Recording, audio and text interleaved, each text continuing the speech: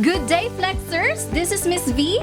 Welcome and get ready to excel, lead, and be exemplary as you join me in flexing the basic concepts of geometry.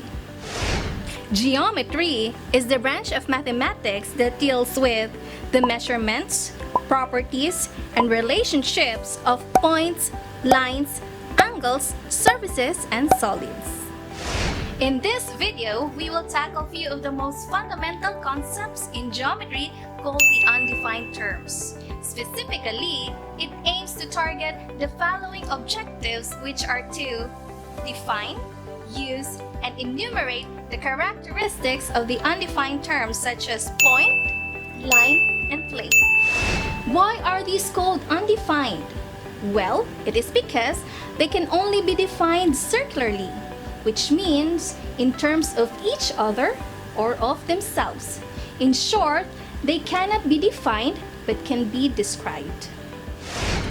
Let's begin with the most fundamental concept in geometry called point. A point represents an exact or fixed position in space. It has no size. It is usually represented by a dot and named using a capital letter. Just like this. Just like this. Just like this. What are the common representations of a point found around us? We have a pinhole, corner of a box, a dot on a piece of paper, and the tip of a sharp needle. Remember, a point is so small that it can never be measured because it has no dimensions at all. Another noteworthy undefined term is line. It is a set of continuous points arranged in a straight path that extends indefinitely in opposite directions. A line has infinite length, but no width nor height.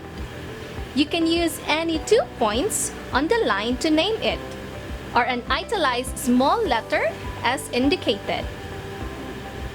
Remember that 2 points determine a line, meaning a line is formed by connecting at least 2 points.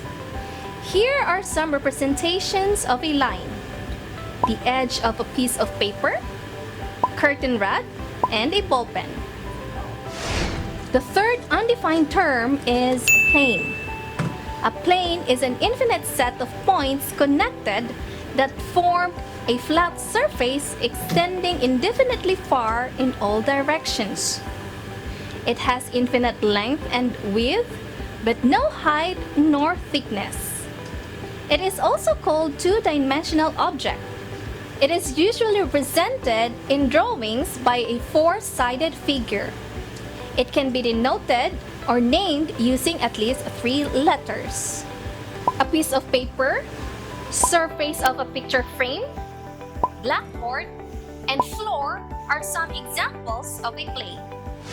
Now let's explore further on the other basic concepts and terminologies of geometry. Collinear points. These are points that lie on the same line, while non-collinear points are points that do not lie on the same line. Given the figure above, point P, Q, and R are collinear points because they lie on the same line, while points A, B, and C are considered to be non-collinear points because they do not lie on the same line. Coplanar points. These are points that are on the same plane, while non-coplanar points are points that are not on the same plane. Given the illustration, points A, B, and C are said to be coplanar points because they are on the same plane, while points D, E, F, and G are said to be non-coplanar points because they are not on the same plane. Now let's have space. Space is the set of all points.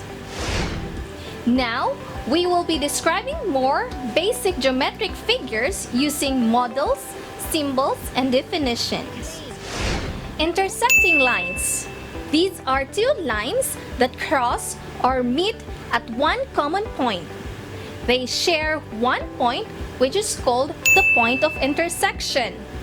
So among all these pictures, which do you think is an example of intersecting lines? Alright, so this is an example of intersecting lines. Now, can you determine which among the pictures is an example of perpendicular line? A line is considered perpendicular to another line if it meets or crosses the line at a right angle or 90 degrees. Parallel lines are non-intersecting lines that are equidistant from each other. This picture shows an example of parallel lines. Concurrent lines. These are three or more coplanar lines that cross or meet at exactly one point. A spider web is an example of concurrent lines. Lines that are non-intersecting, non-parallel, and non-coplanar are called skew lines. Here is an example of skew lines. That's all for the undefined terms and basic concepts in geometry. I hope you learned a lot and find this information helpful. If you did, make sure to subscribe, like, and share this video to let us know. Be sure to also check out our other videos. Thank you for scaling the heights of flexible learning with the SEIU, where the race for excellence has no finish line. Bye!